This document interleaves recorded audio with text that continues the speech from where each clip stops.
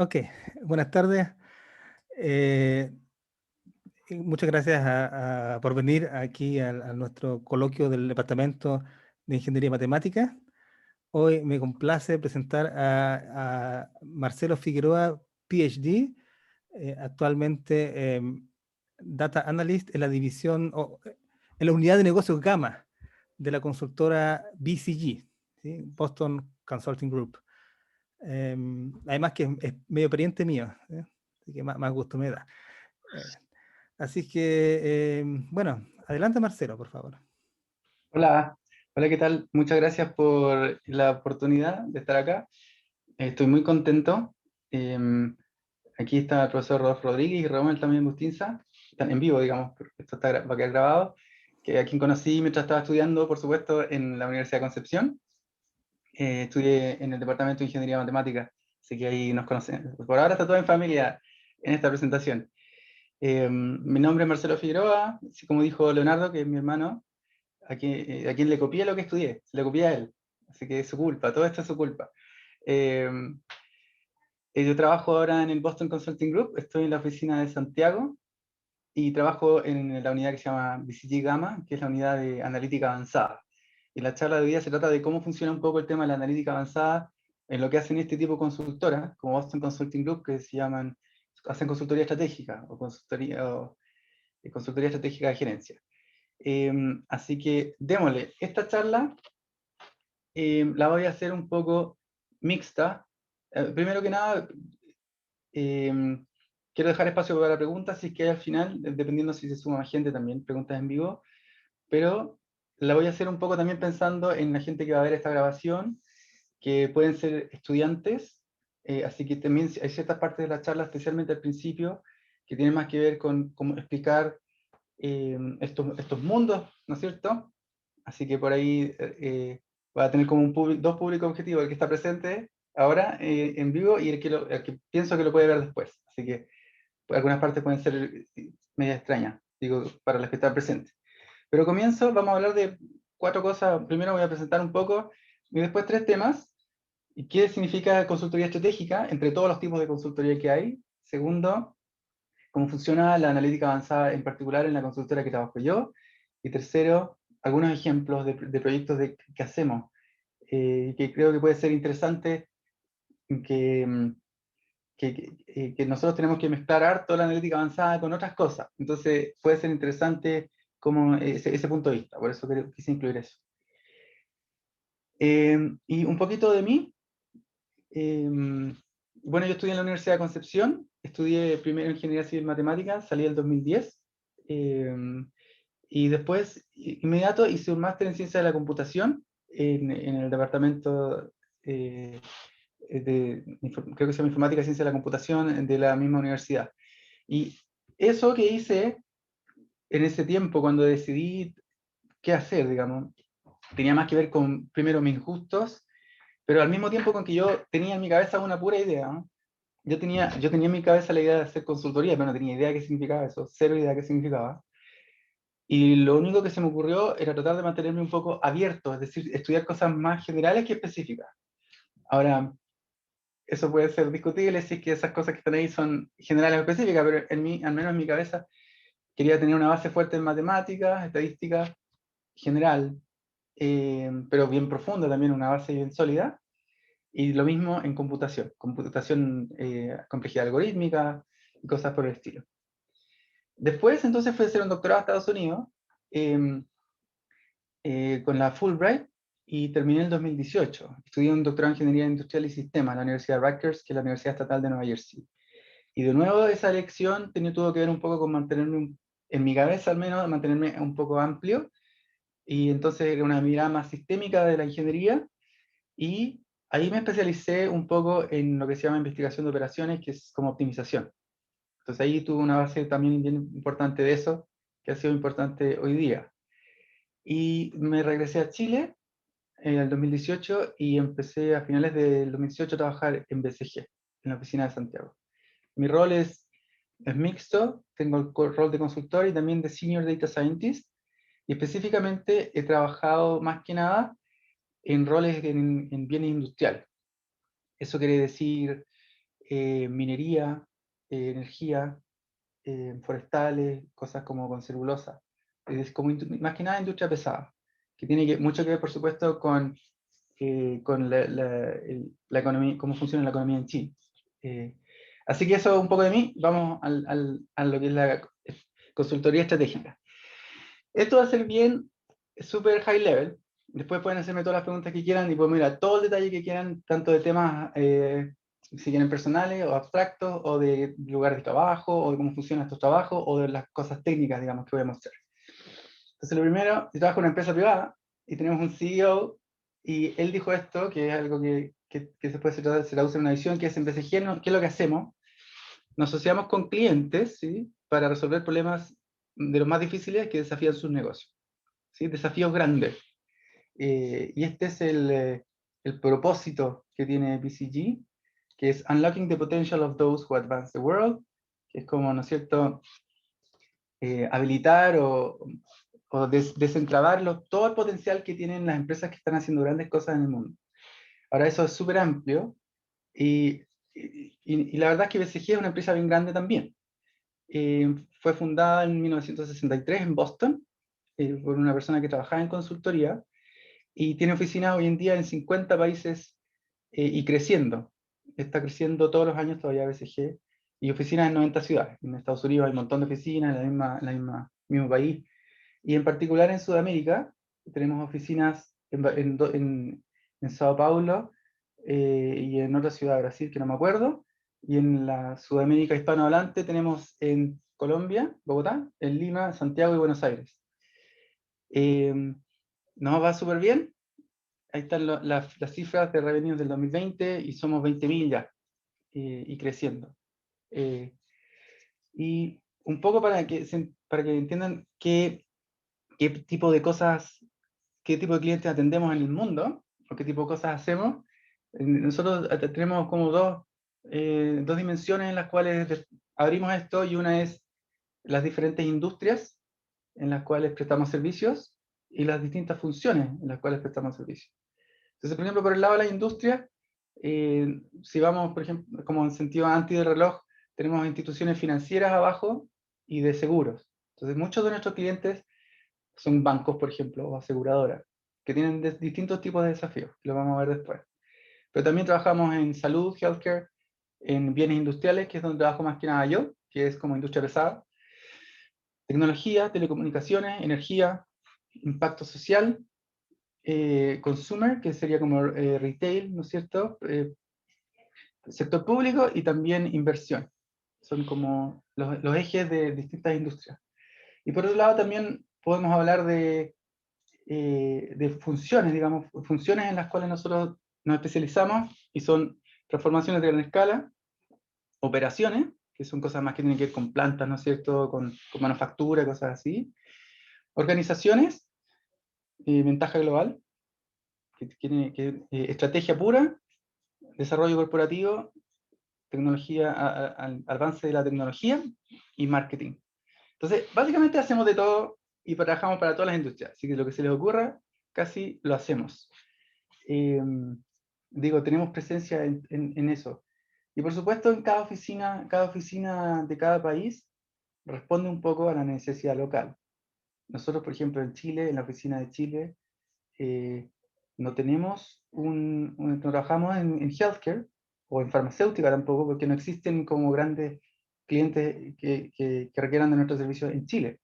Por otro lado, la gran minería sí requiere mucho de nuestros servicios, entonces hacemos harto de eso. Y también hay bancos importantes que los que trabajamos en Chile. Así que eso, cada oficina tiene como un mix de estas cosas dependiendo de la necesidad local. Y necesidad local puede ser la necesidad de la región también, ¿sí? Por ejemplo, nosotros también, nuestros consultores de Santiago también trabajan en Buenos Aires y en Colombia y en la región, ¿sí?, hispanohablante. Entonces, ¿qué tipo de problemas son los que resuelve? Y todavía, y repito, esto es solo consultoría estratégica. Esto es lo que hace la consultora Boston Consulting Group en general, digamos, no es lo de la analítica avanzada. En general son cosas como esta. Por ejemplo, la tecnología está alterando los negocios. ¿Qué hago para mantenerme competitivo? ¿Sí? Por ejemplo, los bancos. ¿Qué pasa cuando aparecen las fintech, ¿no es cierto? ¿Qué pasa cuando aparecen los competidores virtuales, ¿sí? Las billeteras virtuales, los match y todas esas cosas? ¿Qué tiene que hacer un banco para que es competitivo o que tiene una porción de algún tipo de mercado en alguna cosa para mantenerse relevante cuando está cambiando la tecnología? Esa es una pregunta estratégica, que tiene que ver con cómo se va a desarrollar el futuro de la compañía. Otra, por ejemplo, las ganancias están bajas. ¿Qué puedo hacer para ser más eficiente? Hay empresas globales que están entrando como competidores a nuestro mercado local. ¿Qué hago para protegerme de eso? Hay nueva tecnología. ¿Cómo la puedo aprovechar mejor? ¿Cómo me expando a nuevos mercados, ¿sí? Que no son familiares para mí?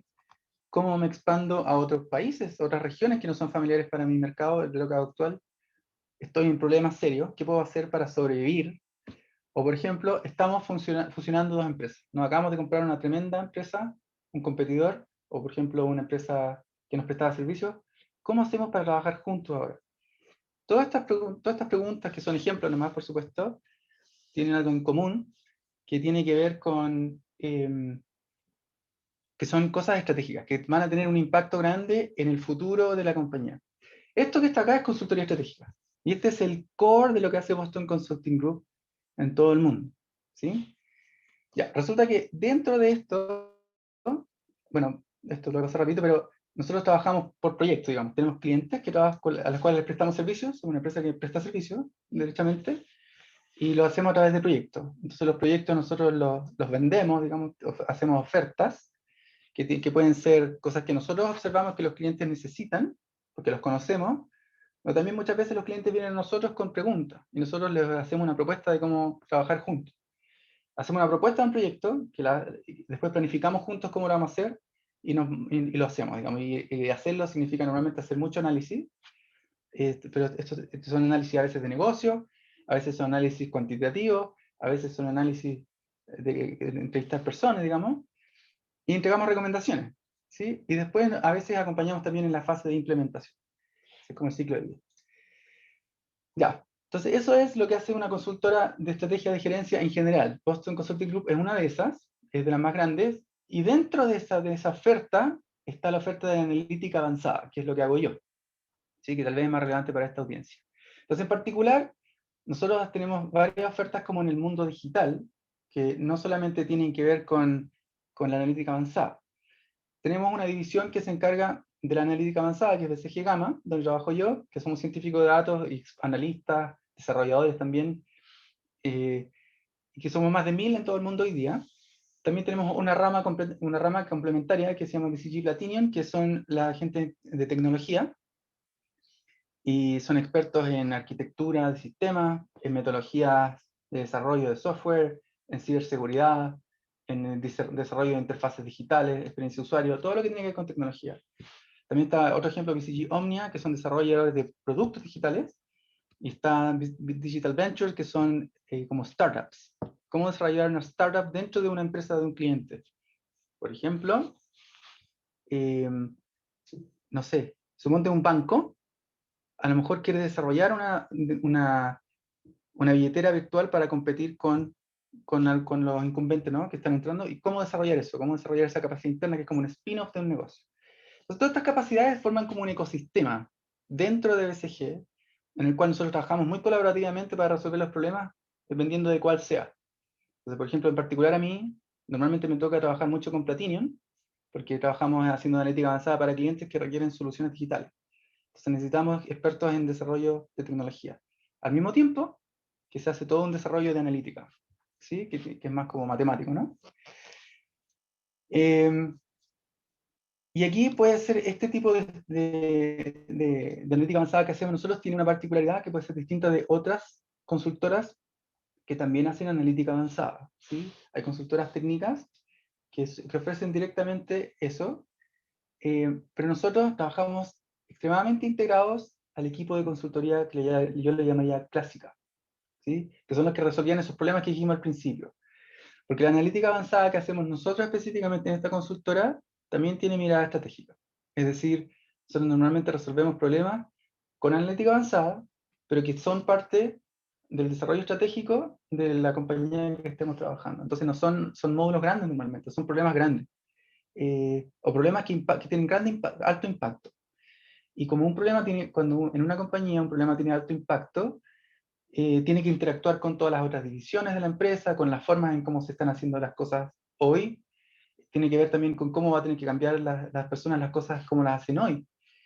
Y todo eso son cosas que la gente que hace consultoría clásica son expertos en hacer todo eso, ¿sí? Es decir, ¿cómo encaja esto con todo lo demás que está haciendo la empresa? ¿Cómo va a tener que cambiar la estructura, la organización? ¿Qué va a tener que cambiar? ¿Cuál es el impacto? Entonces nosotros trabajamos súper juntos y eso para mí es una interacción súper rica entre expertos en cosas técnicas, que creo que también ustedes, Machine Learning, Deep Learning, estadística, optimización, con experiencia en analítica, Big Data, lo que quieran, inteligencia artificial, y al otro lado con especialistas en analítica normal, digamos, que son expertos de la industria o expertos consultores también especializados.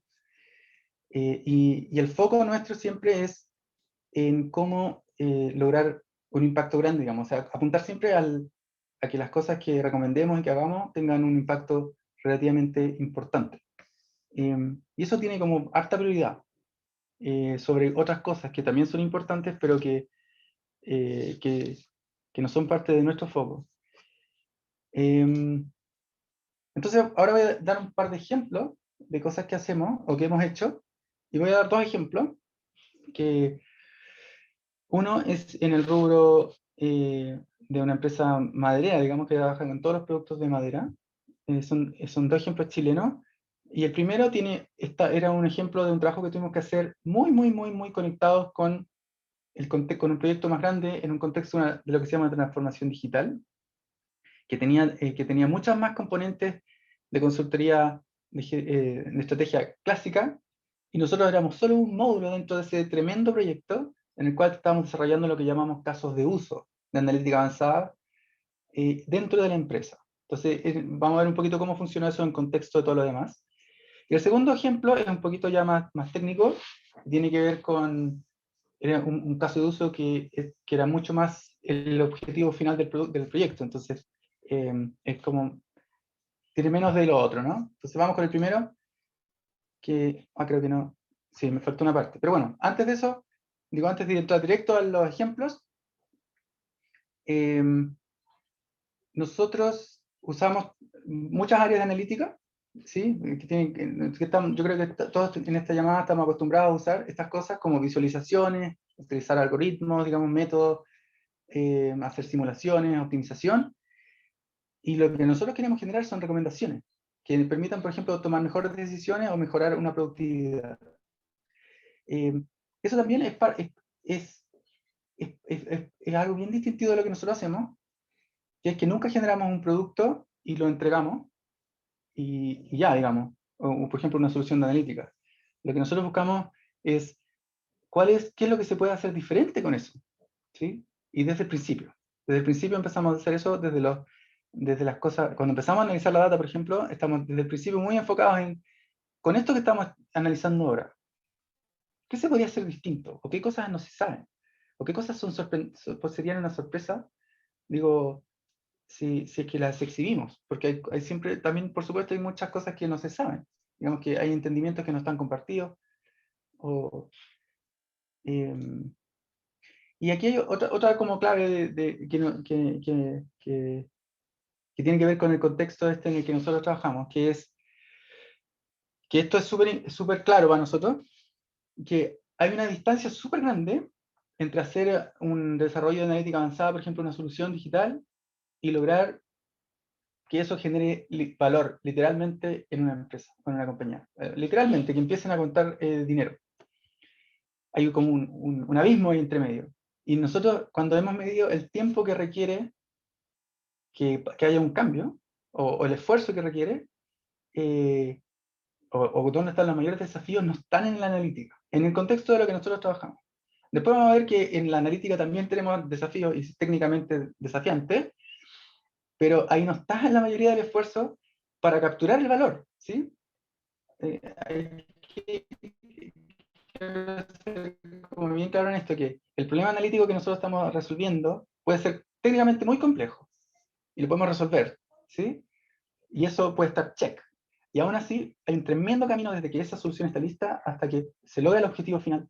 Y entonces, más o menos el 10% del esfuerzo es la analítica, y es un esfuerzo gigante, no me malentiendan, es súper complicado y requiere mucho trabajo, pero después, normalmente hay otro 20% de esfuerzo que tiene que ver con la tecnología, que es cómo hace que esta data esté disponible, por ejemplo, de forma continua, todo el tiempo y escalable en tu organización.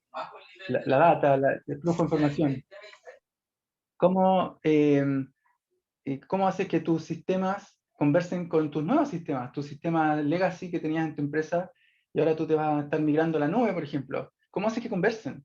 ¿Cómo migras toda tu, tu gente que trabaja en tecnología de información? ¿Cómo la reentrenas? Entonces ahí hay un 20% de esfuerzo que es mayor que el de la analítica o de tiempo invertido en lograr que eso converse. Y lo más difícil es la gestión del cambio, que es la parte en verde que está ahí, que es como 70% del esfuerzo, que es desarrollo de capacidades y la transformación. ¿Qué quiere decir? Que desde donde está, desde el status quo y con este desarrollo que tú estás haciendo, como, para que se muevan todas las piezas, desde los liderazgos hasta las personas que van a utilizar esto en el día a día, ¿cómo haces para que se entienda, se usa, que sea útil, que apunte a los objetivos correctos, que todo el mundo esté alineado, que estemos hablando en el mismo idioma?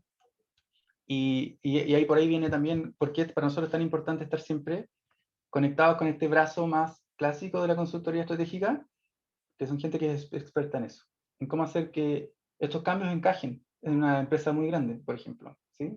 Que son impactos bien, bien grandes también, los que están en juego normalmente. Entonces hay mucho lío político dentro de una empresa. Una decisión de una división de una empresa puede ser un problema para otra división. Hay competencia interna. Entonces, hacer que se alineen todas estas cosas hace que el esfuerzo que se dedica a la parte analítica, que no sé, tal vez la que más nos gusta, la que estamos acá presentes, análisis de datos, recopilación de datos, procesamiento, a crear modelos, crear recomendaciones, optimización, tal vez crear una solución digital, es solamente el 10% del esfuerzo que se requiere para completar ese abismo entre que se empieza a solucionar el problema hasta que realmente está escalado al nivel que se está diciendo. Para eso, digamos, dado que es así, nosotros normalmente usamos metodologías tipo ágil, que tienen que ver con empezar pequeño y crecer rápido, como dice ahí. ¿Sí? Empieza con una idea, eh, normalmente hacemos pruebas de concepto, o lo que le llamamos productos mínimos de valor, que es decir, ¿qué es lo más simple, pero realmente simple, que puedo hacer para solucionar este problema? Y sin vergüenza, por ejemplo, muchas veces la solución más simple, que ya es un avance para un problema, es juntar la data y hacer un reporte. Y eso se puede hacer, por ejemplo, en 3 semanas, por decir algo, porque tienes que, bueno, conseguir todos los datos, por ejemplo. Pero esa no es una solución fancy, no tiene nada analítica, nada, pero eso ya es mejor que lo que tienen hoy día, por ejemplo. Y después vamos escalando esa solución, la vamos mejorando con las cosas que sean necesarias, hasta tener un producto que responda a la solución, y después viene la fase de escalamiento, que es cómo hago que esta solución que ahora funciona y que tiene todo lo que necesitamos en este contexto chiquitito, cómo lo hago para que escale a toda mi organización y yo pueda recoger estos beneficios en toda mi organización. Entonces nosotros trabajamos así normalmente, y esto tiene varias ventajas en organizaciones grandes. Una de las primeras es que te permite financiar, autofinancia estos desarrollos. Entonces tú haces una prueba de concepto, la dejas funcionando en una división, por ejemplo, y apenas juntas, digamos, una cantidad de dinero ahorrado o ganado, con eso puedes pagar la inversión que requiere hacerla a las siguientes divisiones, por ejemplo. Se autofinancian estas cosas. Esa es una razón. Y la otra razón es porque es justamente este proceso de ir de menos a más te permite generar estos cambios sin que sean interruptivos, ¿sí? Que sean naturales y que se absorban de forma natural en las organizaciones, ¿sí? Para que ese 70% de gestión del cambio no sea una barrera, ¿no? Tienes que poder ir avanzando. Ahora un poco del contexto de qué pasa en Chile. En cuanto a productos digitales, que normalmente son los que utilizan analítica avanzada, a la analítica avanzada hoy día, al menos en la empresa grande, o sea, siempre hay divisiones que hacen análisis, digamos, de analistas, pero los desarrollos de analítica avanzada normalmente terminan hoy día en soluciones digitales, es decir, en alguna pantalla, en alguna parte, un sistema, una app de recomendaciones, una pantalla de un operador que puede tomar decisiones. Entonces, normalmente están metidos entre medio del contexto de lo que se llama una transformación digital. Y hay como un espectro bien claro de dónde las diferentes industrias están situadas hoy día en términos de sumadores digitales. Normalmente, ¿sí? O sea, por ejemplo, es súper claro que las empresas que nacieron como nativas digitales, como Amazon, o Netflix, están en la frontera, en lo más alto, la utilización efectiva de herramientas digitales y analíticas. ¿Sí? Ellos le sacan el mayor provecho a esas herramientas y lo más avanzados están al frente del proceso de digitalización. De hecho, son 100% digitales, ¿sí? Esas empresas. Todos sus productos son digitales. Por otro lado, en el otro lado del espectro empiezan a estar las industrias más clásicas, si quieren, donde están las de energía, porque tienen que pensar aquí, por ejemplo, en las petroleras, cosas así, o también las de químicos y las de industria pesada, que están al otro lado del espectro, están sacando muy poco provecho hoy día todavía, esto en general, por supuesto, hay excepciones, muy poco provecho a sus capacidades digitales, es decir, sus desarrollos digitales logran poco impacto, ¿sí? Relativo, y por otro lado están atrasados en su digitalización. Algunos están empezando, ¿sí? Están empezando. Entonces, en Chile, específicamente, en particular nuestros clientes tienden a ser de industria pesada o financieros. Y a los clientes que nosotros le estamos dando soluciones de analítica avanzada son de los que están en la parte de abajo de la cola, ¿sí? Es decir, son clientes que están empezando sus desarrollos digitales. Empezando quiere decir hace 5 años, por ejemplo, ¿sí? Es decir, no necesariamente son instituciones que tienen un data lake, donde tienen todos sus datos juntos, o una nube, ¿sí? Todavía tienen sistemas muy dispersos, que son ad hoc para cada tipo de proceso y que están integrados a los sistemas de control y cosas así. No conversan los sistemas. Ahí hay desafíos, por supuesto. Al mismo tiempo, son instituciones en las cuales no están acostumbrados a utilizar herramientas, soluciones digitales para resolver problemas de operación. Entonces hay un segundo desafío que es natural de lo que estamos haciendo acá en Chile, que es que la parte de la gestión de cambio nosotros también tenemos que internalizarla muy fuerte desde el principio, nosotros. Porque si fuera una empresa madura digitalmente como Netflix, ellos hacen un concurso, incluso hacen concursos, danos tu mejor código para recomendar películas y te ganas un premio, ¿no? Y tú les puedes pasar, digamos, lo que ellos reciben es un código, digamos. O sea, están a ese nivel de madurez que podemos interactuar, saben 100% de lo que están hablando en cuanto a, están buscando el último decimal de la precisión del modelo, ¿no es cierto?, predictor de películas. En cambio, en la industria pesada, nunca han escuchado de un modelo de optimización, por ejemplo, al menos basado en Machine Learning. O no han tenido la oportunidad de trabajar con uno y por lo tanto no tienen ninguna razón para confiar a priori en que va a ser mejor que lo que hacen hoy día, ¿sí? El otro contexto importante que yo tendría que dar acá es que las empresas al menos con las que trabajamos nosotros, o sea, pero esto es muy común, saben muy bien lo que hacen, ¿sí?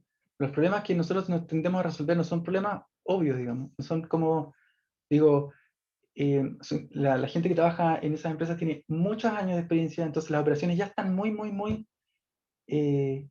ajustadas a la perfección, casi, ¿sí? Ya le sacan casi el máximo provecho a sus equipos, por ejemplo, si es una industria pesada, o a sus recursos, si es que es otro tipo de industria, con lo que ya tienen. Entonces, normalmente nosotros apuntamos a mejorar un poquito. No es como que...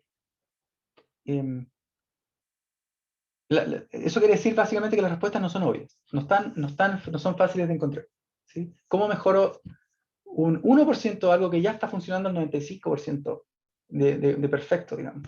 Es bien complicado encontrar eso, porque si fuera obvio ya lo habrían hecho, ¿sí? Esta gente es muy buena en lo que hace. Entonces los desafíos son en mejorar ese poquito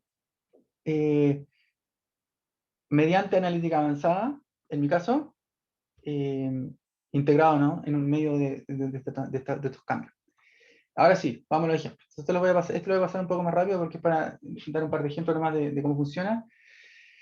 Esto es una transformación digital de una compañía forestal importante y ellos tenían que dar un salto en su productividad que tenía que ver con cómo escalar sus iniciativas digitales. Tenían iniciativas digitales pero que tenían poca atracción, es decir, no generaban mucho impacto, o sea, como que se quedaban en pruebas de concepto. Entonces lo que ellos necesitaban era definir una visión de a dónde querían llegar digitalmente, es decir, cuál va a ser nuestro norte en esta digitalización. ¿Podemos apuntar a ser la mejor compañía digital forestal del mundo, digamos, de productos de madera del mundo? ¿O podemos querer hacer algo menos ambicioso? ¿Cuál es la visión que deberíamos tener? ¿Hasta dónde deberíamos apuntar? ¿Y cómo llegar ahí? Eso se llama hacer una hoja de ruta. Segundo, ¿y cuáles son los lugares donde yo puedo hacer una inversión temprana en analítica avanzada para lograr este alto impacto? ¿Cómo decido eso? En una empresa que tiene presencia en muchos países del mundo y que tiene muchos problemas que podría solucionar con analítica, ¿cómo elijo los que voy a resolver primero para catapultar esta transformación digital? Y otro es, ¿qué gente necesito? ¿A quién me tengo que traer? ¿Qué tipo de perfiles? Entonces, fíjense que este es un problema como general, que tiene que ver con cómo yo estratégicamente voy a plantear mi digitalización, pero que también en medio tenía un par de preguntas de que se tenían que responder con analítica. Entonces, estuvimos 9 meses trabajando con ellos, desarrollamos la visión, el modelo operativo, los ayudamos a hacer el reclutamiento, les aseguramos a que ajustaran sus modelos de tecnología, y después también hicimos un tremendo levantamiento de todas las iniciativas que se les podían ocurrir, y un refinamiento que tiene que ver con cuáles son más factibles, cuáles son más caras, cuáles son más urgentes, cuáles tienen mayor visibilidad, cuáles generarían mayor impacto, digamos, o también digamos, en la cultura de la empresa, y seleccionamos 2 iniciativas que desarrollamos. Junto con ellos nos integramos a los equipos de científicos de datos del cliente, desarrollamos literalmente, juntamos la data, literalmente hicimos los códigos, hicimos los modelos, los resultados, las pantallas, y el impacto fue súper interesante. Logramos una mejora de 10%, 10 a 15% de la EBITDA, que son las ganancias antes de un montón de impuestos y depreciaciones. Y esto tenía que ver con bajar el consumo de algunos insumos que eran bien caros que estaban usando, en particular resina, y aumentar productividad en otros lugares de las plantas. Y todo eso al mismo tiempo que dejamos el centro digital armado. ¿Sí? Entonces eso es como un ejemplo bien donde se mezcla harto en la consultoría clásica con el desarrollo digital. En este caso, en particular, bueno, ¿cómo lo hicimos un poco? Lo hicimos en metodología ágil, que quiere decir, perdón, que lo hicimos en 4 tiradas, digamos. Hicimos 4 ciclos de pocas semanas, 3 semanas, 2, 2 y 2, para hacer el desarrollo digital, el cual vamos entregando como un incremento de producto. Al cabo de las 3 primeras semanas, entregamos un producto pegado con scotch, ordinario. Así como, en este laptop está una visualización que te podría servir para entender históricamente cómo operaste. Así pero eso ya era mejor que lo que tenía. Y fuimos complementando eso, después era data en vivo, después era con un modelo mejor, después era implementado en la nube, etcétera, que es como está mostrado acá. Primero, entonces empezamos con datos, con unos poquitos datos, le hicimos un procesamiento básico en un computador local y ajustamos un modelo que te permitía predecir algo que en este caso era a qué hora iban a llegar los camiones a una planta. ¿A qué hora llegan los camiones a la planta? Y tenía un R cuadrado bien ordinario, pero permitía predecir algo que no tenían idea.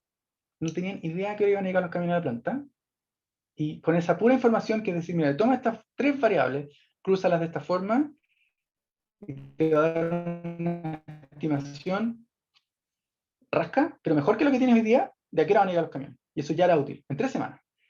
Las siguientes 2 semanas ya teníamos los datos mejor, teníamos más datos mejores, validados, y un modelo mejor. ¿Sí? Un modelo mejor que ya tenía un R cuadrado de 80%, y ya estábamos conversando con los usuarios, es decir, los usuarios ya estábamos teniendo conversaciones adelantándonos a lo que íbamos a tener que hacer después, que es que los usuarios van a tener que usar esta cosa, digamos, ¿no? Entonces, hay todo un tema de qué es lo que más le sirve al usuario, porque uno tiene una idea bastante sesgada de lo que le puede servir a alguien, si es que lo hace, digamos, encerrado en su casa, sin conversar con ellos. En el tercer sprint, o sea, al cabo de la séptima semana, ya teníamos toda la data conectada en vivo, el procesamiento estaba hecho en la nube, en este caso estaban trabajando ellos con Google, entonces estaban utilizando la suite de la nube de Google, y el modelo ya tenía un R cuadrado 85%, y al final ya teníamos un modelo robusto, y teníamos un dashboard, que ellos podían observar todo esto ya en una pantalla especializada para ellos. Y esto lo hicimos en total entonces, son 6 más 3, en 9 semanas. Y cortamos, porque también parte del objetivo es desarrollar esto hasta donde sea útil. Si ya llegaste a un lugar donde ya es suficientemente útil para el problema que necesitas resolver, no tienes que invertirle más recursos necesariamente. Vamos un poquito al otro ejemplo, que puede ser un poquito más detallado. En este caso es una minera que quiere mejorar su proceso de recuperación en una minera de cobre. El contexto acá es que en estas mineras, que son de tajo abierto, tú haces explotar, ¿no es cierto?, una parte de la mina con la tronadura, y con eso derrumbas el mineral, después con los camiones te lo llevas hacia el proceso de molienda, que tiene una molienda primaria o básica, un trancado que se llama, que toman rocas como el tamaño de un camión o medio camión, y las transforman en rocas así como un ladrillo, puede ser, una roca así. Después pasa por otro proceso que se llama molienda primaria y secundaria, en que pasa a ser una roca ya de un tamaño como una pelota de tenis, y después de la molienda secundaria sale arena, con agua, ¿sí? Y lo que hacen con el cobre en estos procesos, en esos procesos en particular, es que después lo flotan, se llama el proceso de flotación. Esta arena que meten en este proceso de flotación viene con agua y con químicos, y pasa por unos tanques, y los tanques tienen aire por debajo, y tienen los químicos, lo que hacen es que generan un montón de burbujas, y las partículas de la arena, que están más cargadas de cobre, se tienden a pegar a las burbujas, por efecto de los químicos, que son específicos para el cobre, y salen a la superficie del tanque, y rebosan por arriba. Y ese se llama concentrado de cobre. Ese proceso lo repiten varias veces con el material, hasta que le sacan, o sea, lo hacen flotar en una celda, sale un poco de cobre por arriba, lo hacen flotar después en otra celda, que es otro tanque, sale otro poco de cobre por arriba, y así en varias celdas, en una línea, que tiene por ejemplo entre 5 y 9 celdas, y juntan todo lo que sale por arriba y ese es el concentrado. El resto lo van a la basura. Entonces, el objetivo de ese proceso es recuperar la mayor cantidad de cobre del material que viene entrando, ¿sí? Entonces, el material que viene entrando tiene una cierta cantidad de cobre, ¿sí? Viene toda la arena y una roca, digamos, una roca en la mina tiene normalmente menos de 1% de cobre, ¿sí? Menos de 1%. Es decir, si tú rompieras, bueno, sí, eso. Entonces, a la entrada de este proceso viene un material que tiene, en total, digamos, de su volumen, o sea, viene mezclado con agua, pero de la materia sólida, 1% es cobre, y cuando sale de este proceso, lo que sale por arriba es otro material, que también tiene harta basura, pero que ya tiene un 6% de cobre. ¿Sí? Más o menos, 6, 7, 8% de cobre. O sea, un mineral que todavía no, un material que todavía no está tan refinado. Y alguna parte del cobre no la flotaste nunca, y se te fue por abajo, digamos, y se lo botaste a la basura. Y ese se llama el cobre que se da por las colas. Es el cobre que no lograste separar y que lo botas a la basura. Entonces el objetivo nuestro es minimizar lo que botas a la basura, ¿sí? Es recuperar lo mayor posible por arriba sin botar nada a la basura. Y obviamente la respuesta no es tirarlo todo por arriba, sino ese proceso sería inútil, ¿sí? Después vienen otros procesos que terminan tomando el material y que lo llevan ya al cobre, es como 30 y algo por ciento, entre 28 y 33% del material es cobre, ¿sí? Y eso se exporta, se vende directamente. Ese es el concentrado de cobre, y ese después pasa por un proceso de fundición, y así es como realmente extraen el cobre, que eso normalmente no se hace tanto en Chile, o por lo menos esta empresa no lo hace. Entonces venden el concentrado de cobre. Y la pregunta es, este primer proceso de flotación, ¿cómo lo puedo hacer mejor? En un 1%. Y la medida que se utiliza ahí como de KPI es la recuperación, que es el porcentaje de cobre que fuiste capaz, o sea, qué tan efectivo fuiste en seleccionar el cobre que venía en el mineral. Para que sepan de cuánto estamos hablando, normalmente ellos logran recuperar como el 88% del cobre, y nuestro objetivo era mejorar en un 1% esa recuperación. Bueno, Entonces, ¿qué hicimos? Juntamos los datos, tomamos los datos, primero logramos, conectamos, nos trajimos los datos de la mina. La mina tiene un montón de información del mineral que ellos no la estaban usando al nivel de la planta. Entonces, logramos trazar esa información por todos los procesos de molienda hasta saber qué mezcla de mineral venía llegando a la flotación. Tomamos todas las variables de contexto de la flotación, y obviamente las más importantes, y construimos un modelo que te predecía cuánto cobre ibas a botar por las colas. Después ese modelo lo optimizamos para obtener un set de recomendaciones que estaban como en vivo, dependiendo del mineral que iba a venir en el futuro, dónde tenías que operar en el futuro, y de los operadores entonces podían ajustar sus procesos para que en el futuro estar en el lugar correcto cuando llegara el mineral, y así evitar digamos, estos momentos de transientes entre que te estás cambiando de mineral y que el sistema está atrasado tratando de alcanzar un nuevo lugar donde tiene que estar porque el mineral cambió. Entonces adelantas eso, digamos cuando tienes espacio, te adelantas y lo recibes mejor. Y tu sistema no se desestabiliza y con eso aumentas la recuperación, tomas mejores decisiones. Y al mismo tiempo, los químicos que se le echan, nosotros dimos recomendaciones de cuál era la dosificación correcta del químico. Y con eso y que normalmente tenían que usar menos. Así que había ahorro importante por ese lado también. Entonces, ¿qué tiene de difícil este problema? Técnicamente. Primero, estos procesos industriales tienen mucha inercia. Es decir, las variables están autocorrelacionadas de una forma muy fuerte. ¿Sí? Tienen mucha inercia. Entonces, ¿qué quiere decir? De que tú puedes decir, mira, tengo 2 años de datos de operación. ¿Sí? Pero en realidad, los procesos son idénticos dentro de una ventana de 2 horas, por ejemplo. El proceso es idéntico, porque tiene mucha inercia. Y por lo tanto no tienes, no sé, no tienes 100.000 puntos de data, digamos. Puedes tener 1.000, porque son todos iguales, ¿me entiendes? Están todos representando la misma cosa. Lo que importa aquí es capturar la variabilidad, ¿sí? ¿Cómo cambia el proceso con distintos inputs, por ejemplo? ¿Sí? ¿Cómo cambia el proceso con distintos inputs, con distintos minerales, con distintas operaciones? Entonces, si el proceso tiene mucha inercia, tienes menos puntos. Eso es una primera cosa, así que la data es escasa.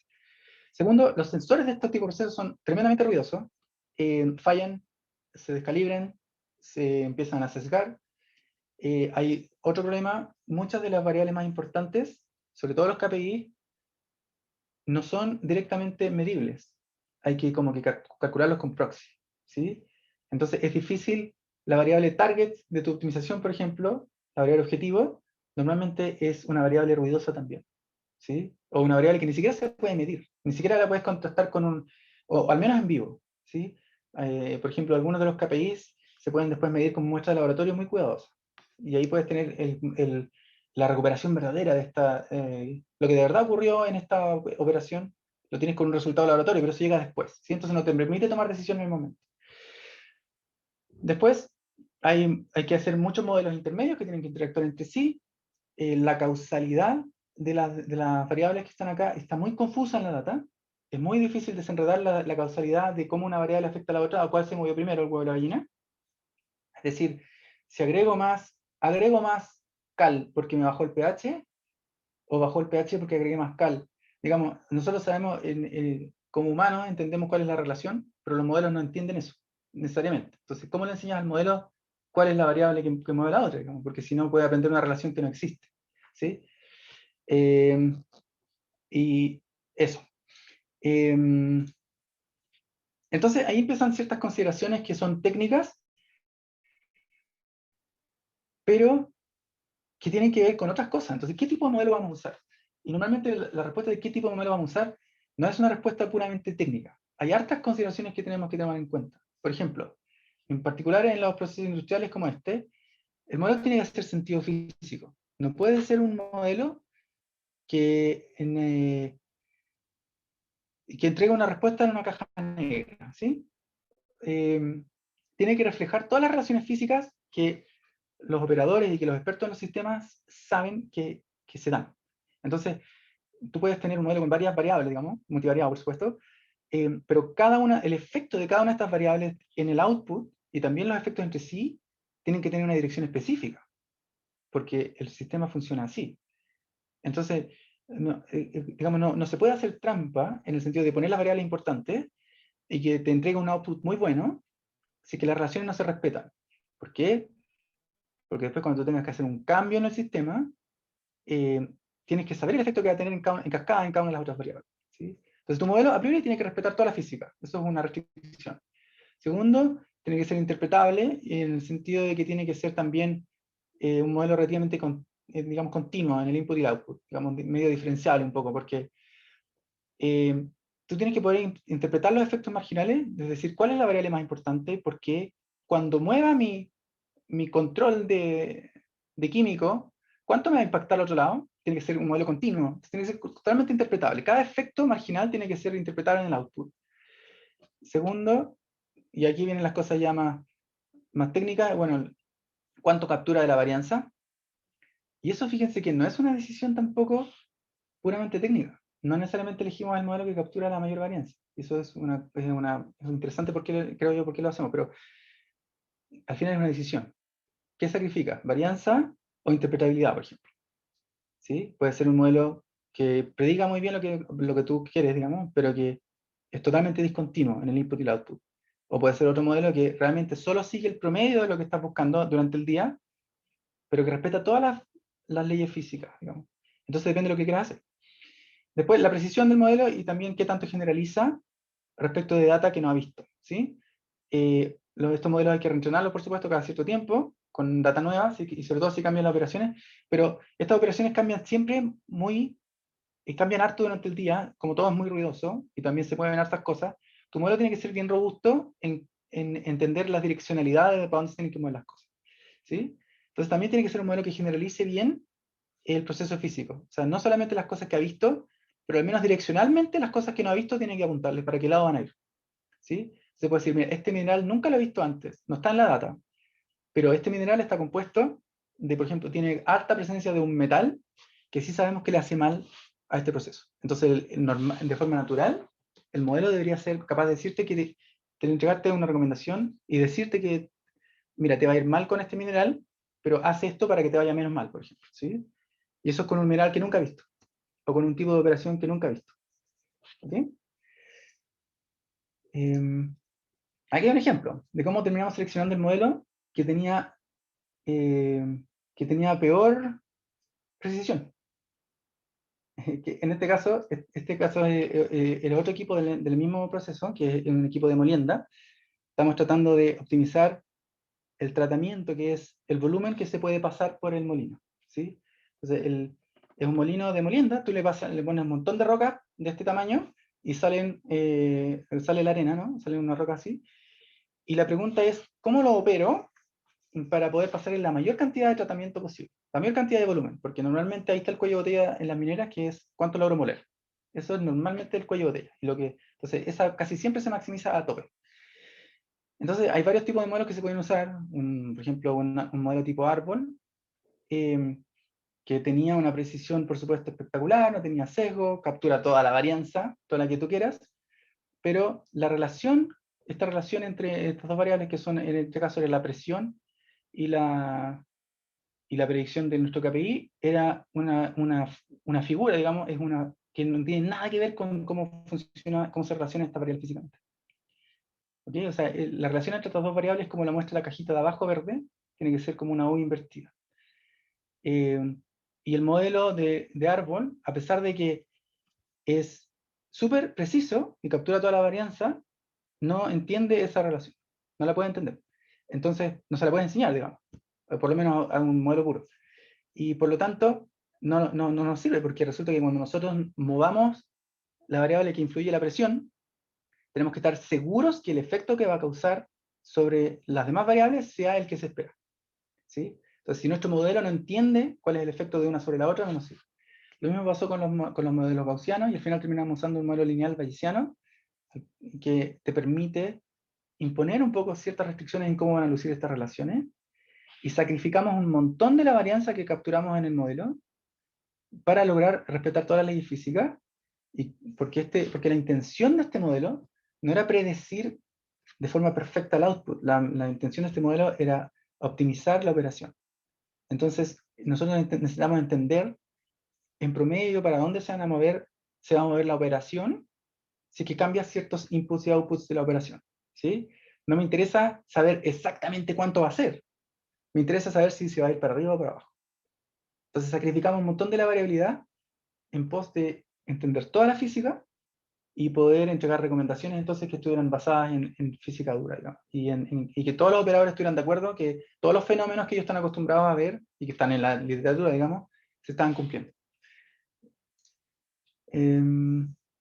Bueno, después nos toca a nosotros, aparte de desarrollar los modelos, nosotros hacemos recolección de data, entrevistamos a los expertos, a los operadores, hacemos los modelos, los vamos mostrando en este ciclo iterativo y después hacemos pruebas normalmente. Las pruebas las hacemos on-off, en el caso ideal, hacemos on-off, si no se puede, echamos a andar los sistemas y damos recomendaciones y vamos ayudando a los usuarios a que se sientan más cómodos tomando estas recomendaciones en el tiempo, y cuando ya estamos en una madurez en una cierta madurez,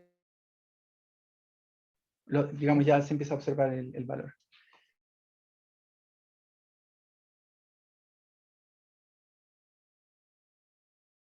Y creo que sí, normalmente hacemos este tipo de cosas, como un dashboard que les sirve al operador para tomar sus decisiones. Y eso, y después hacemos el análisis de cuánto le achuntamos, ¿no? Que eso normalmente se hace meses después. Y por ahí va la cosa. Así que lo dejaría hasta ahí y daría lugar a preguntas, así que tenemos un poco de tiempo. Ok, preguntas.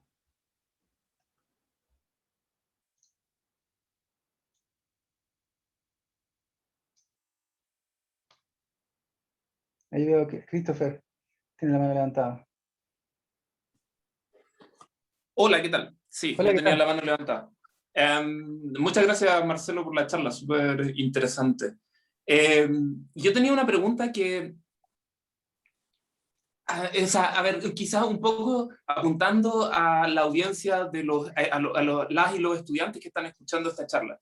Es que tú contaste la descripción tú hiciste una descripción de tu trabajo a un nivel bien alto, digamos, bien completa. Sin embargo, mi pregunta tiene que ver con ¿cuál es el rol que juegan, que potencialmente podrían jugar un egresado o una egresada de Ingeniería Civil Matemática en todo este esquema que tú acabas de describir? ¿Cómo podrían colaborar o cómo podrían encajar bien o jugar un buen rol dentro de tu equipo y ese proceso de trabajo? Sí, el perfil que se necesita para el particular en la empresa en que trabajo yo, un perfil que técnicamente tiene que ser súper alto, como los estudiantes de la UDEC. Así que eso no hay ningún tema. Basta con un pregrado incluso, normalmente, aunque normalmente ahora la gente tiene máster, pero un pregrado es suficiente. Pero primero tiene que haber un interés también bien grande por tener un poquito ese interés por el lado no técnico, ¿sí? Eso es importante entenderlo, que para este tipo de trabajo te tiene que gustar mucho hacer entrevistas, eh, explicar cosas difíciles de forma sencilla, gente que no está muy dispuesta a escucharte, tienes que estar dispuesto también a que te critiquen, porque a veces tú estás trabajando en ambientes políticamente delicados. Entonces tienes que tener hartas ganas de hacer como interacción social, digamos, de tener como estas habilidades comunicacionales, y de como de manejo de personas, digamos, y de expectativas y cosas. Entonces eso es lo primero, que tienes que tener ese interés. Y después resulta que nosotros trabajamos en equipo, donde normalmente hay como expertos de distintas áreas, pero también hay gente siempre de distintos niveles. Y ahí tenemos gente junior, digamos, recién entrando, que pueden ser directo de un pregrado, y se incorporan a los equipos en los cuales siempre va a haber un experto en el área al menos, ¿sí? Entonces va a haber una persona, por ejemplo, si es un proyecto de minería, de un modelo de Machine Learning para flotación, va a haber alguien que sabe mucho de eso porque ya lo hizo antes 5 veces, trabajando con gente que tiene menos experiencia, y lo hacemos entre todos. Es sumamente colaborativo, entonces como es totalmente natural tener gente de distintos como niveles de experiencia, es súper natural. Y todos aprendemos de todo, interactuamos con todos los niveles también. Es súper, tenemos reuniones semanales con los liderazgos del proyecto, y son totalmente horizontales, todo el mundo da sus opiniones, muestra lo que ha hecho, y eso, es como un equipo SWAT, básicamente. Armamos un equipo SWAT, vamos a hacer un proyecto y trabajamos, ponemos el hombro nomás, todos juntos, pero la colaboración es totalmente directa, así que da como lo mismo el nivel de seniority. No sé si contesté muy bien tu pregunta, Christopher. Sí, sí, definitivamente. Solo si puedo repreguntar, digamos, ¿Sí? es que definitivamente esa es una... Ok, quizás un poco afinando la pregunta, si entendí bien, tú eres egresado de ingeniería civil matemática, ¿no? Entonces, poniéndote como egresado de ingeniería civil matemática, de las herramientas que aprendiste en ingeniería civil matemática, que en principio son herramientas que podrían parecer súper abstractas, ¿no? Esas herramientas, ¿cuánta utilidad tienen, digamos, en las tareas que ustedes realizan? Sí, súper buena pregunta. Yo creo que diría dos cosas. Una, muchas de las cosas que son súper abstractas son formativas en realidad, ¿no es cierto? Tienen que ver con desarrollar una forma de pensar y una capacidad analítica más que te la sepas de memoria. Eso es lo primero. Entonces, está primero ese desarrollo de la madurez analítica, que es súper importante. Así que ninguna materia, por abstracta que sea, es inútil, digamos, by default, porque los alumnos de la ingeniería matemática, y también de la ingeniería estadística, de la física y de las ingenierías de la UDEC, y de la UDEC en todas estas carreras técnicas es muy buena, muy competitiva internacionalmente. Salen con una madurez analítica muy importante que es muy atractiva. Eso es lo primero. Pero las herramientas específicas, all the time, todo el tiempo, usamos todo. Usamos mucha estadística, mucho diseño de experimentos. Háganle caso, mucha atención a las clases estadísticas, porque si no, ¿cómo diablos evalúas los modelos de Machine Learning? Tienes que entender, digamos, qué es lo que está pasando detrás. Para eso necesitas mucha álgebra lineal, tienes que entender cómo modificar, no sé, o sea, cada método tiene distintos tipos de optimización. Siempre hay optimizaciones metidas en cómo se construyen los modelos de Machine Learning. Normalmente no puedes usar un modelo out of the box, entonces tienes que meterte en la parte técnica del modelo para ajustarlo al problema que estás usando, para eso tienes que entender el algoritmo de censo que está ocurriendo. Entonces utilizamos toda la parte de análisis numérico, álgebra lineal, optimización todo el tiempo. Y eso se utiliza mucho. Normalmente los métodos que tenemos que usar, nosotros nunca usamos un método porque sea cool, digamos, pero normalmente no puedes usar un método muy sencillo. Normalmente terminan siendo complicados porque si no, ya lo habrían hecho. Porque tiene gente súper buena trabajando para las empresas también. Entonces nosotros utilizamos métodos súper avanzados, terminamos utilizando métodos súper avanzados, no normalmente porque queramos no porque queramos, digamos, porque es necesario, digamos, el problema resulta ser suficientemente difícil. Y usamos muchas de las cosas que se aprenden en particular en esa carrera. Toda la programación. Normalmente trabajamos en Python o en R, pero si trabajas en MATLAB, lo mismo, la formación el nivel de profundidad que te toca usar MATLAB o cualquier software que estén usando, o un modelo, o C++, no sé lo que sea que usen, te permite cambiarte de software súper rápido. Entonces está la parte formativa, que es excelente, y también los contenidos específicos son sumamente útiles. Al menos para mí fue así. Gracias, sí. ¿Alguien tiene otra pregunta? ¿Hay algún...? En el chat alguien pregunta. En el chat, a ver. No veo el chat. Chat, aquí está. ¿Qué pasa con el nivel de inglés? Buena pregunta. Es requerido, normalmente porque los equipos son internacionales. Los clientes a veces no hablan en inglés y por lo tanto tenemos que interactuar con ellos en español, pero los equipos de BCG, como somos una empresa global, normalmente el experto en este equipo específico de minería no necesariamente está en Chile, entonces nos traemos a alguien de Canadá, de Australia, que son los lugares que hacen harta minería. De nuestra misma empresa, hay alguien que ya hizo esto antes en otra minera, por ejemplo, y viene de Canadá y se integra al equipo, y trabajamos con alguien de Colombia, de Chile, de Argentina, qué sé yo, y esa interacción está en inglés. Entonces, la verdad que tiene que ser bien avanzado, porque trabajamos en inglés todo el tiempo. Eso es como una realidad de esta empresa en particular. ¿Alguna otra pregunta? ¿En el chat o en vivo? Bueno, mientras alguien más pregunta también, a mí me dio curiosidad, tú dijiste algo de Data Lake. Yo había escuchado de las nubes, pero no de los lagos. Sí. Todo el ciclo del agua está ahora en la transformación digital. ¿Qué fome? Claro, lo que pasa es que hoy en día la capacidad computacional no es una restricción tan prohibitiva para hacer analítica avanzada porque se puede externalizar.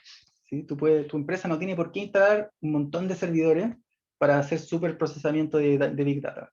Porque tú puedes arrendar, ¿no?, los computadores de Google o de Microsoft, que son las nubes, los servicios de nube que ellos ofrecen. Entonces, los servicios de nube son capacidad computacional, almacenamiento, procesamiento, flujo de datos, ciberseguridad.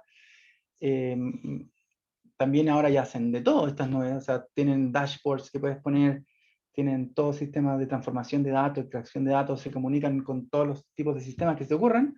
Entonces tu empresa va y hace un acuerdo con Google y dicen, vamos a construir toda nuestra plataforma de datos en la nube de Google, ¿sí? Y normalmente una de las primeras cosas que hacen es juntar todos los datos que están desparramados en la empresa de una forma, digamos, relativamente ordenada y con una clara, digamos, con un gobierno de datos, que es como, ¿cómo voy a decidir todas las cosas que tienen que ver con datos? Está todo ya más claro en un lugar que se llama un data lake. Y eso lo hacen las empresas en sus propios servidores, pero ahora cada vez más lo hacen en la nube, en la nube de algunos de estos proveedores de nube. Eso. Y entonces, a veces nosotros llegamos a una empresa y tienen el data lake armado, que es espectacular, porque trabajamos en un ambiente que es relativamente limpio, ¿no? Digamos, de data, y con el cual podemos interactuar muy ágilmente. Y otras veces llegamos a un lugar donde los datos están totalmente distribuidos en sistemas locales y no hay un data lake. Tenemos que empezar nosotros a lograr cómo conectar todos estos sistemas en un repositorio único que no va a ser un data lake, porque eso es muy grande, sino que sería como un cubo de datos, digamos, suficientemente grande para lo que tenemos que usar. Eso nos consume como la mitad del proyecto normalmente. Cuando los datos están totalmente distribuidos, como la mitad del proyecto es juntar los datos y procesarlos y limpiarlos. Porque también a veces nadie sabe dónde está el dato que necesita, digamos. O sea, está en una pantalla, pero una persona sabe un dato, otra persona sabe el otro dato, y son miles. Sí. Sí. Bueno,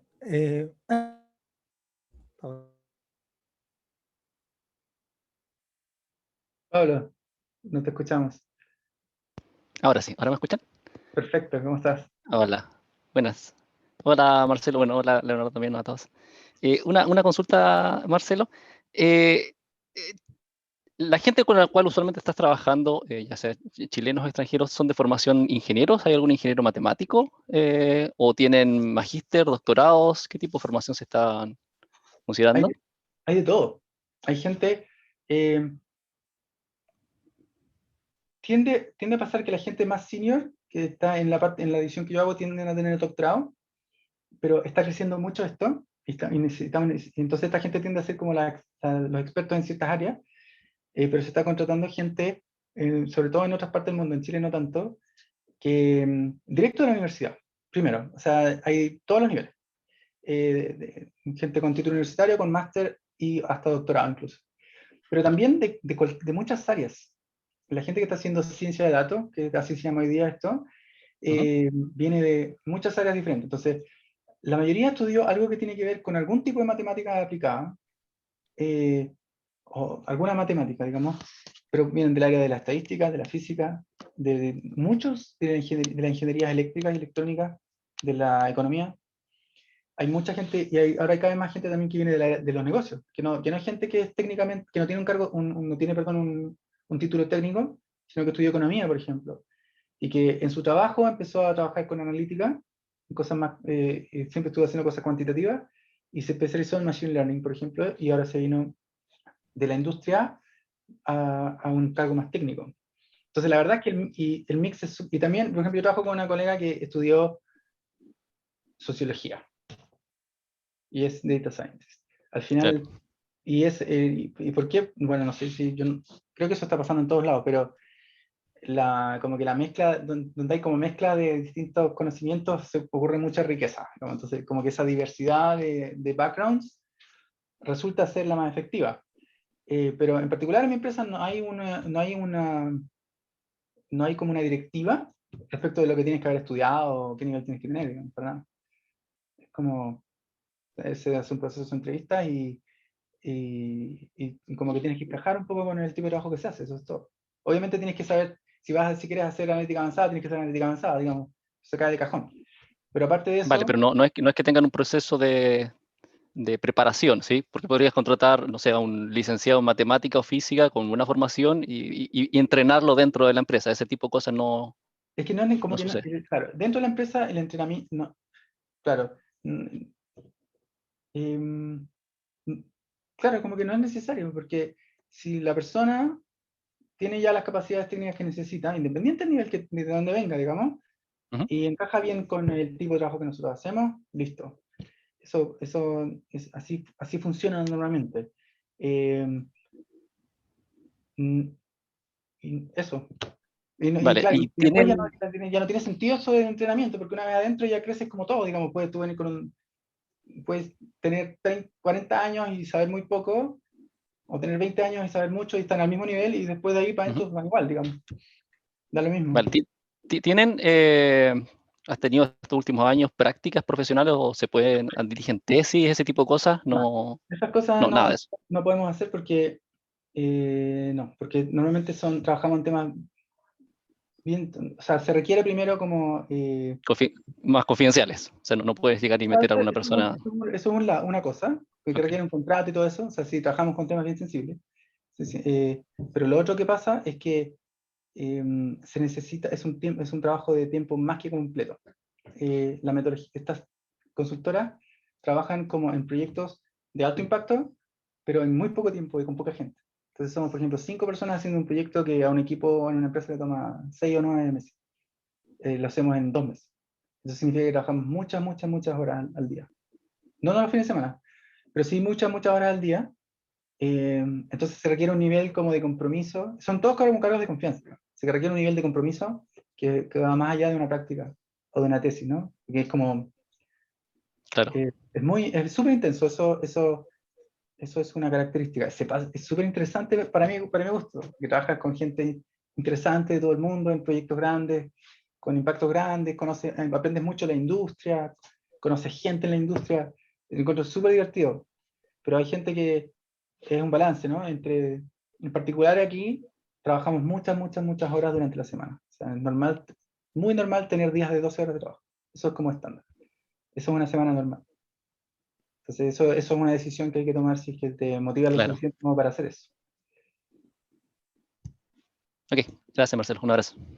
Gracias.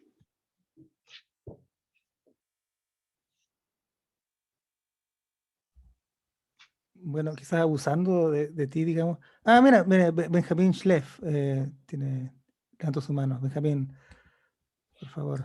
Hola, Marcelo. Tengo Hola, una consulta. Soy estudiante en realidad de la carrera y em, tú dijiste que el inglés, tú necesitabas un inglés avanzado.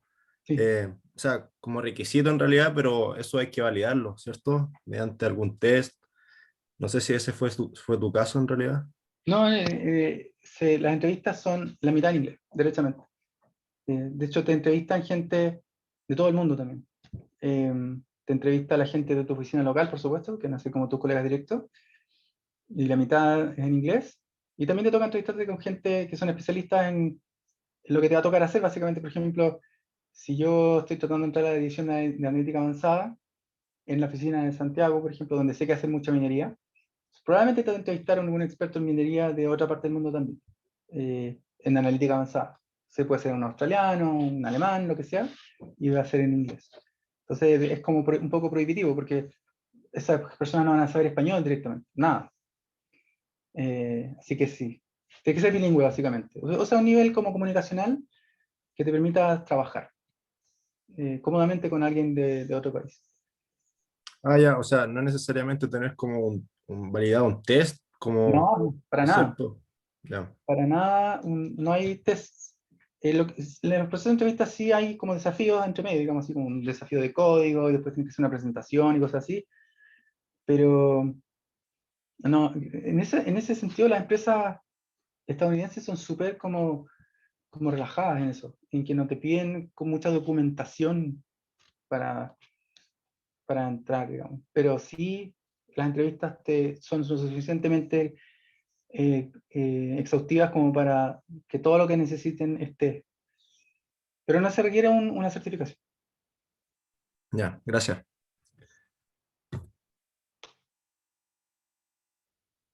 Leonardo, tú querías preguntar algo.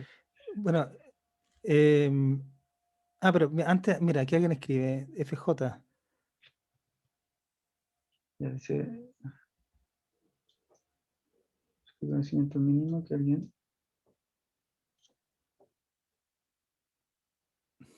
Es parecida a la pregunta, no se requiere una certificación. Pero Pero normalmente... para la gente que Dale. está viendo la grabación, leamos la pregunta. Perdón. Sí, sí, entiendo el tema de las habilidades analíticas que entrega la carrera, pero respecto al conocimiento mínimo que alguien interesado en trabajar en tu empresa debe tener, si no tengo conocimiento de Data Science, Machine Learning, Inteligencia Artificial, entonces no podré postular.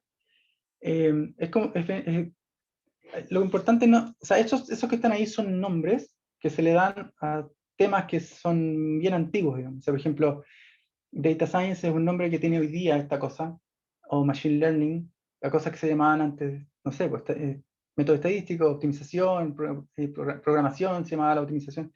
Entonces, no es que tengas que saber como esas áreas, sino que tienes que saber las cosas que están un poco por debajo.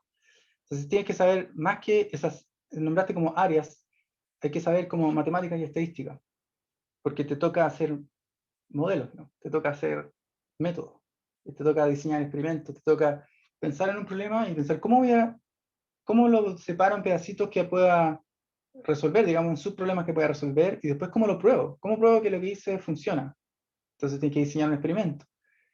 ¿Cómo sé que la data está buena o está mala? ¿Cómo sé si me falta data? ¿Cómo sé si mi código está bueno? ¿Cómo sé si es suficientemente sensible? ¿Cómo sé si tengo que hacer el modelo a nivel de minuto o a nivel de hora? ¿Cómo sé no sé, que no, cómo estoy seguro de que algún efecto no está escondido? Cosas así. Y esas respuestas son matemáticas y estadísticas, o física. Entonces hay que tener una base sólida en matemática, física y estadística, pero también hay que poder conversar un poco en el lenguaje de hoy día. Entonces, hoy día las conversaciones se tienen normalmente en los términos del Machine Learning. Entonces tienes que saber por lo menos cómo se llaman los métodos, cada uno para qué sirve, cuándo se usa más uno en virtud del otro, por qué usaría uno o por qué usaría el otro. ¿Sí? Y eso lo vemos nosotros en el pregrado, ¿no? Vemos métodos para distintas cosas, distintos tipos de métodos. Y en los electivos también hay cosas interesantes, no sé, cosas específicas para ciertas aplicaciones. Así que eso, hay que tener una base sólida y después hay que poder hablar. Entonces para eso basta, no sé, meterse en un par de foros y entender cómo se dicen hoy día las cosas que aprendemos. Pero yo creo que, no sé, hace tiempo que no veo la malla de la carrera, no sé si tienen ya electivos específicos de Machine Learning o cosas así, o de inteligencia artificial. Entonces, cuando hablamos de inteligencia artificial, son redes neuronales, básicamente, y hay varios expertos por aquí cerca, eh, muy cerca del departamento, y de todos los temas hay expertos en el departamento. Entonces, no sé, Leonardo, si ahora hay específicamente cursos o electivos que tengan esos nombres, por ejemplo. Tengo entendido que estamos llegando a un trato con ingeniería para que nos hagan electivos de ese tipo. Claro, pero bueno, igual los Tiene que puedes ir ver a correo, buscar. pero se está tramitando. Igual puedes ir a otras facultades a tomar esos electivos también, ¿no? Siempre se puede. Y lo otro, quizá el jueves pasado fue la charla de Jorge Ávila, quien gentilmente nos dio un montón de fuentes de información, incluso tutoriales y cosas para aprender uno mismo. Mientras los profesores nos actualizamos o nos jubilamos y nos reemplazan unos que sepan. Pero es que son las mismas cosas con otros nombres, ¿no? Eso es, esta matemática no es nueva, digamos. Esta estadística no es nueva. Son las mismas cosas con otro nombre. Entonces basta aprender un poco cómo se dicen las cosas hoy día, y si sabes matemática y estadística, ya sabes Machine Learning. ¿Sí? O sea, obviamente hay ciertas cosas que si sabes pura matemática no vas a poder hacer. Tienes que poder interactuar con los sistemas computacionales. ¿Sí? Probablemente te va a tocar trabajar en una nube, entonces tienes que entender un poco cómo funcionan las nubes. ¿Sí? ¿Cómo diablos se hace un programa en una nube? ¿Qué lenguaje se usan en la nube de programación? ¿Cómo se hace una transferencia de datos de un sistema a la nube? O sea, son cosas como más, digamos, higiénicas o domésticas que tienes que saber igual si quieres trabajar en este tipo de cosas. Cómo limpio data, como todas esas cosas.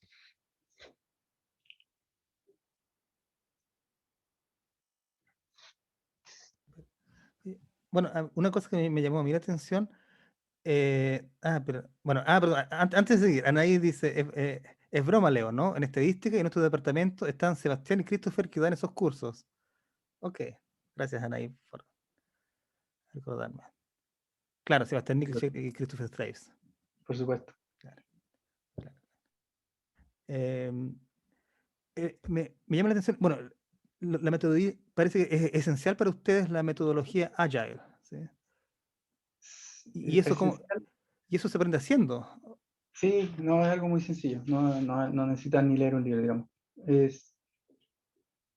Sí, es muy efectiva para esos desarrollos porque son justamente desarrollos que nosotros hacemos soluciones que son bien exploratorias en el sentido de que tenemos una idea de lo que necesitamos para resolver un problema, pero no específicamente cómo va a lucir. Sobre todo porque al principio del problema no tenemos idea de qué es lo que hay disponible, digamos, o sea, te dicen, pero hasta que no lo ves, hasta que no ves la data, por ejemplo, no sabes qué es lo que va a haber y lo que no. Y al mismo tiempo también uno se entera de lo que se supone que el operador quiere, pero eso te lo dice el jefe del operador, o te lo dice el gerente de la concentradora. Y después cuando hablas con el operador puede querer algo totalmente distinto. Entonces, como nosotros tenemos un entendimiento inicial que tiene que ser muy flexible, usamos esta metodología que nos permite pivotear muy rápido. En 2 semanas nos enteramos de que estamos haciendo una lecera y nos vamos por otro lado. Entonces, por eso es crítica esa metodología, para poder hacer un desarrollo en un ambiente de mucha incertidumbre. Pero la metodología es muy fácil, no tiene nada del otro mundo.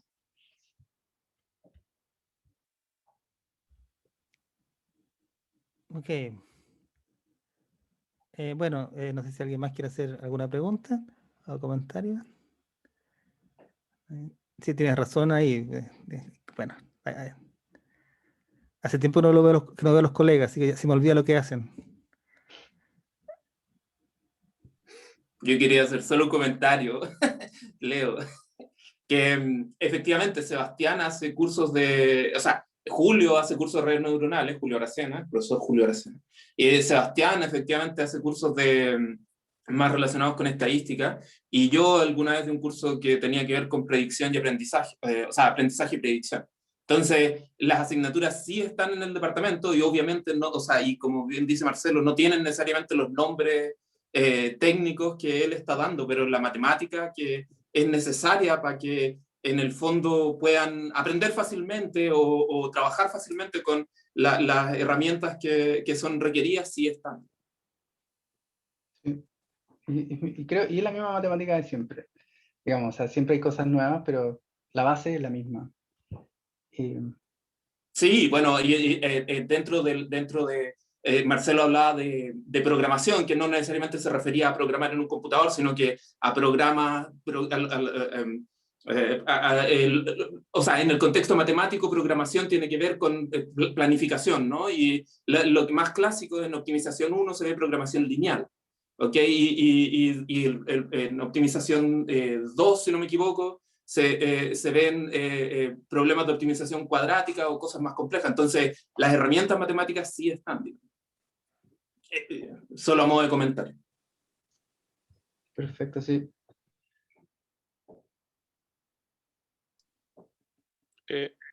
¿Se escucha o no? No sé cómo levantar la mano aquí. ¿Te escucha, Julio? Espérate. Hola, Marcelo. Primero que nada, un gusto. Voy a aprender a acabar. Primero que nada, un gusto verte, escucharte. ¿No es cierto? Fuiste mi alumno, mi estudiante en no sé cuántos cursos, pero recuerdo por lo menos un par de ellos, digamos. Y un muy buen estudiante, hay que decirlo. Tú hiciste, bueno, yo me acuerdo que de pregrado tu interés iba más por el lado de la aplicación, querías hacer un cambio tal vez de rumbo en algún sentido, y temas por lo aplicado, pero de todas maneras hiciste el doctorado, Sí. ¿no es cierto? Y mi pregunta tiene que ver más con si dentro de las cosas que estás haciendo ahora, tú has hecho algo de investigación también, o eso ya no, definitivamente lo dejaste de lado.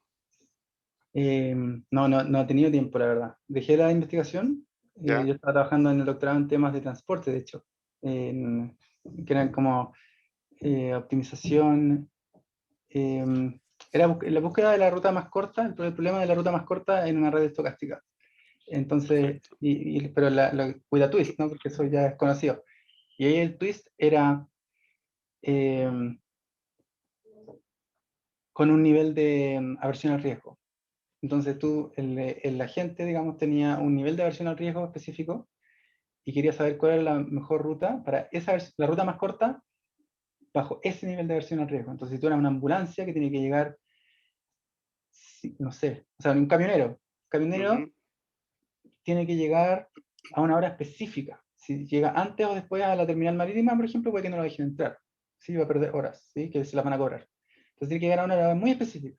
Entonces le interesa poder planificarse muy bien, más que llegar lo más corto posible, necesariamente. Pero si soy yo que quiero llegar a mi casa todos los días después del trabajo, entonces a lo mejor quiero llegar lo más rápido posible, en promedio, no importa que algunas veces me tope un Ujú. taco gigante. Entonces mi nivel de versión de riesgo es menor, entonces puedo experimentar más, y el camionero no. Entonces, ¿cómo establecer la ruta óptima en eso? Y no he hecho nada de eso desde que estoy trabajando, En un tiempo. seguro. Y algunas de las cosas que hacemos sí dan lugar a publicaciones en journals más de la industria, Ya. como de minería, por ejemplo, que son aplicaciones novedosas que valen la pena publicarlas. Pero no estoy dedicando mucho tiempo a eso, porque también creo que el tiempo que me sobra se lo dedico a la música. Bueno, ok. Los fines de semana, básicamente. Así Bueno, que, simplemente felicitarte por lo que estás haciendo, digamos, y veo que te entusiasma, que estás contento. Y valoro un poco tus palabras cuando te referiste a que la formación de base era importante, ¿no es cierto? El desarrollo de la capacidad analítica podía ser importante, incluso en las cosas aplicadas que tú estás haciendo, es súper importante, creo yo, concuerdo con eso, y porque muchas veces los estudiantes, sobre todo de primer año, se preguntan, ¿para qué veo esto? Digamos, ¿de qué me va a servir saber topología, teoría de la medida? Si yo lo que quiero es hacer cosas como las que estás haciendo tú, Marcelo, probablemente, trabajar con datos y esas cosas.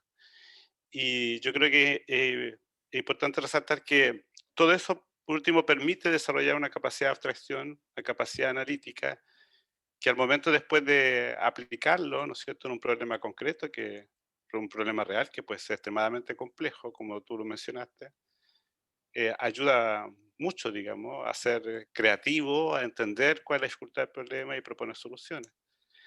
Así que nada, pues yo te felicito, ¿no? Y ojalá podamos en el corto plazo reencontrarnos por supuesto.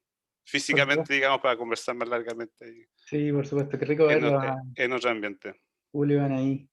Ok, Rico saludos. verlos. Gracias. Bueno, que estén muy bien. Gracias, Leonardo, también. Ya, muchas gracias, Marcelo. Ok, nos ve.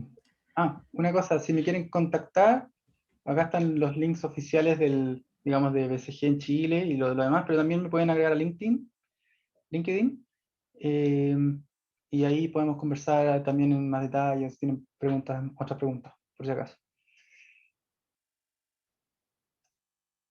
Eso. Muchas gracias por su tiempo y su participación. Ok, bueno.